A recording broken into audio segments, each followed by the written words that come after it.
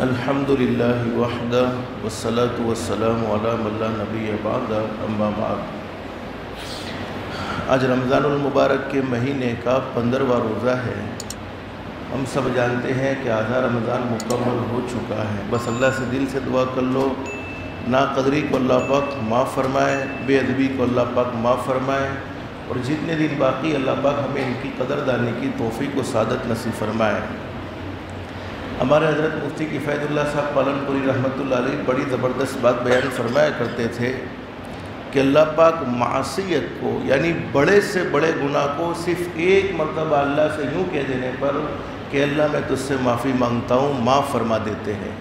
معصیت کو، گناہ کو معاف فرما دیتے ہیں، چاہے کتنا ہی بڑا کیوں نہ ہو، لیکن بے ادبی کو معاف نہیں فرماتے۔ بے ادبی پر اللہ کی پکڑ ضرور ہوتی ہے، چاہے مسجد کی بے ادبی ہو، چاہے علماء کی بے ادبی ہو، چاہے دین کی مجلسوں کی بے ادبی ہو، چاہے قرآن کریم کی بے ادبی ہو، چاہے ہمارے ماں باپ کی بے ادبی ہو، چاہے ہم سے بڑوں کی بے ادبی ہو، بے ادبی پر اللہ کی پکڑ ضرور ہوتی ہے۔ حدیث شریف میں لکھا ہے کہ ایک مرتبہ حضرت اقدس نبی کریم صلی اللہ علیہ وسلم تشریف فرمائے۔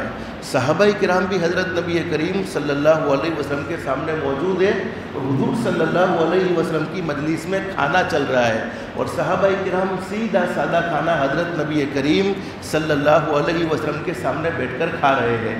ایک صاحب الٹے ہاتھ سے کھا رہے تھے۔ بولو اصل کھانا سنت کون سے ہاتھ سے ہے؟ سیدھے ہاتھ سے، لیکن وہ صاحب کیا کر رہے تھے؟ الٹے ہاتھ سے کھا رہے تھے۔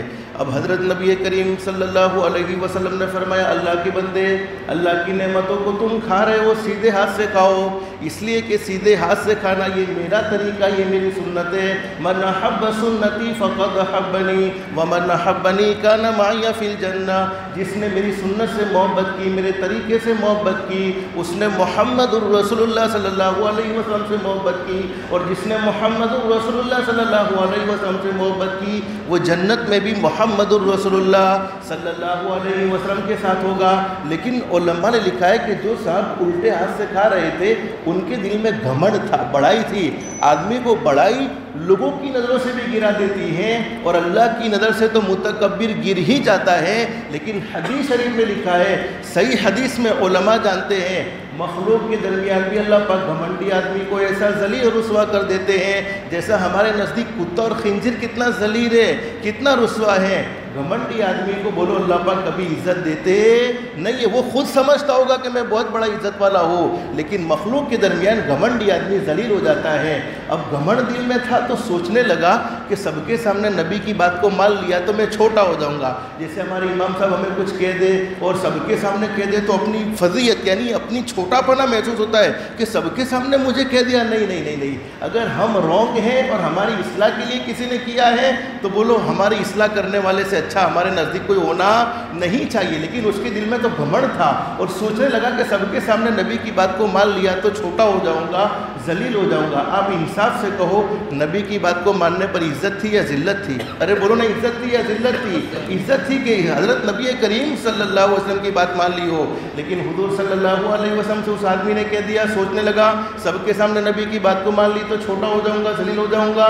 کہہ دیا کہ اللہ کے نبی اصل معاملہ یہ ہے کہ میرے سیدھے ہاتھ میں تکلیف ہے، سیدھا ہاتھ کام نہیں کرتا ہے۔ حضور صلی اللہ علیہ وسلم نے فرمایا، وہ اللہ کے بندے آپ کی مرضی، اگر سیدھا ہاتھ درست ہے تو سیدھے ہاتھ سے کھانا کھاؤ، ورنہ آپ کی مرضی۔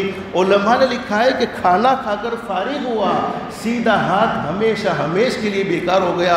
پھر پوری زندگی اس ہاتھ کے علاج کے لیے وہ پھرتا رہا، اس ہاتھ کو ٹھیک کروانے کے لیے وہ کوشش کرتا رہا، لیکن موت تک بولو اس کا سیدھا ہاتھ درست ہوا نہیں ہے۔ جب بے ادبی کی طرف سے اللہ کی پکڑ آتی ہے، بے ادبی کی طرف سے بے ادبی کرنے کی وجہ سے جب اللہ رب العالمین پکڑنے پر آتے ہیں تو دنیا کا کوئی تعویذ والا باپو بولو اس کو سیدھا کر سکتا نہیں ہے، دنیا والا کوئی تعویذ والا باپو اس کا علاج کر سکتا نہیں ہے۔ اسی کے بالمقابل ایک صحابی کا قصہ ذکر کیا ہے، متواضع صحابی جن کے سیدھے ہاتھ میں تکلیف تھی۔ علماء نے لکھا ہے کہ جب بیماری آئے تو اسباب کے طور پر علاج بھی کروانا چاہیے، ڈاکٹری علاج کروانے کی ضرورت پڑے ڈاکٹری علاج کروانا چاہیے، دیسی یعنی حکیم کی ضرورت پڑے حکیم کا بھی علاج کروانا چاہیے، تعویذ والے باپو کی ضرورت پڑے تو تعویذ والے باپو کا بھی علاج کروا سکتے ہیں۔ لیکن آج کے دور میں 100 میں سے کوئی 1-2 صحیح ہوتے ہیں، باقی صحیح ہوتے نہیں ہیں۔ لیکن اگر صحیح ملے تو علاج کروانے کی شریعت نے فل گنجائش دے رکھی ہے، اگر کوئی صحیح تعویذ والا باپو ملے تو علاج کروا سکتے ہیں۔ اب وہ صحابی علاج کروا کر پریشان ہو گئے، بہت دکھی ہو گئے، لیکن سیدھا ہاتھ بولو کام کرتا نہیں تھا۔ پریشان ہو کر حضرت نبی کریم صلی اللہ علیہ وسلم کی مجلس میں آئے اور صحابہ کرام حضور صلی اللہ علیہ وسلم کی مجلس میں کھجوریں کھا رہے ہیں۔ اب وہ صحابی بھی بیٹھ گئے اور صحابہ کرام نے انہیں بٹھایا اور وہ بھی کھجوریں کھانا شروع کر رہے ہیں، اور کھجوریں الٹے ہاتھ سے کھا رہے ہیں۔ کیوں الٹے ہاتھ سے کھا رہے بولو؟ اس لیے کہ ان کے سیدھے ہاتھ میں تکلیف ہے، سیدھا ہاتھ کام کرتا نہیں ہے۔ اب حضرت نبی کریم صلی اللہ علیہ وسلم کی نظر پڑی تو حضور صلی اللہ علیہ وسلم نے فرمایا، اللہ کے بندے اللہ کی نعمتوں کو کھا رہے ہو، سیدھے ہاتھ سے کھاؤ نا، اس لیے کہ سیدھے ہاتھ سے کھانا یہ میرا طریقہ، یہ میری سنت ہے، اور جس نے میری سنت سے محبت کی اس نے مجھ سے محبت کی، اور جس نے مجھ سے محبت کی وہ جنت میں میرا ساتھی ہوگا۔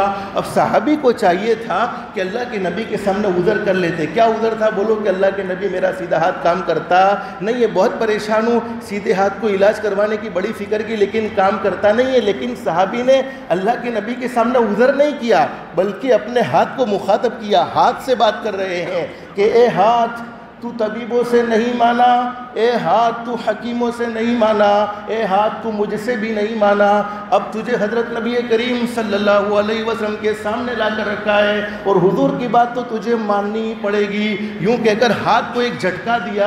علماء نے لکھا کہ سیدھا ہاتھ درست ہو گیا، حالانکہ لا علاج بیماری تھی لیکن سیدھا ہاتھ درست ہو گیا اور چلنے لگا۔ اب کھجورے سیدھے ہاتھ سے کھانا شروع کر دیا، کھجورے کھا کر فارغ ہوئے، حضور صلی اللہ علیہ وسلم کے قریب آئے کہ اللہ کے نبی آپ کے سامنے بیٹھ کر آپ کی مخالفت کرنا مقصود نہیں تھا، آپ کے دل کو ناراض کرنا مقصود نہیں تھا، حقیقت حال تو یہ ہے کہ میرا سیدھا ہاتھ کام نہیں کرتا تھا، بہت سے علاج کیے لیکن کوئی فائدہ نہ ہوا، آپ کی مجلس میں آیا، الحمدللہ اتباع سنت کے جذبے نے مجھے اللہ نے شفا دے دی، مجھے اللہ نے راحت دے دی۔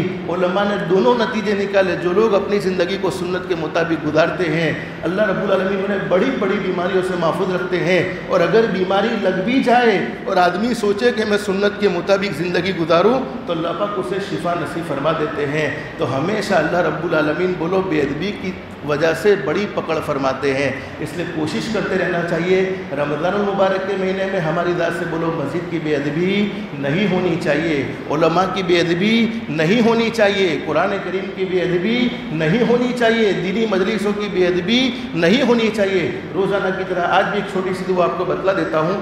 حدیث شریف میں موجود ہے، ایک صحابی نے اللہ کے نبی سے کہا، اللہ کے نبی دنیا مجھ سے پیٹ پھیر کر بھاگ رہی ہے، میں دنیا کو حاصل کرنے کی کوشش کرتا ہوں، میں مال کمانا چاہتا ہوں لیکن مال میرے پاس بولو آتا نہیں ہے، دنیا مجھ سے پیٹ پھیر کر بھاگ رہی ہے۔ حضور صلی اللہ علیہ وسلم نے ایک چھوٹی سی دعا بتلائی، سبحان اللہ و بحمدہ سبحان اللہ العظیم استغفر اللہ، بس پڑھو ایک مرتبہ، سبحان اللہ و بحمدہ سبحان اللہ العظیم استغفر اللہ۔ یہ بخاری شریف کی آخری حدیث ہے، سبحان اللہ و بحمدہ سبحان اللہ العظیم، یہ بخاری شریف کی آخری حدیث میں یہ کلمات ہیں۔ اور حضور نے کیا فرمایا کہ یہ کلمات بولو پڑھنے پر زبان پر تو بہت ہلکے، بولو کوئی وقت لگا پڑھنے میں، لیکن جب اعمال میں جب ترازو میں جب اعمال تولے جائیں گے تو وزن میں بہت بھاری ہیں اور اللہ کو بہت زیادہ محبوب، بہت زیادہ پسندیدہ ہے۔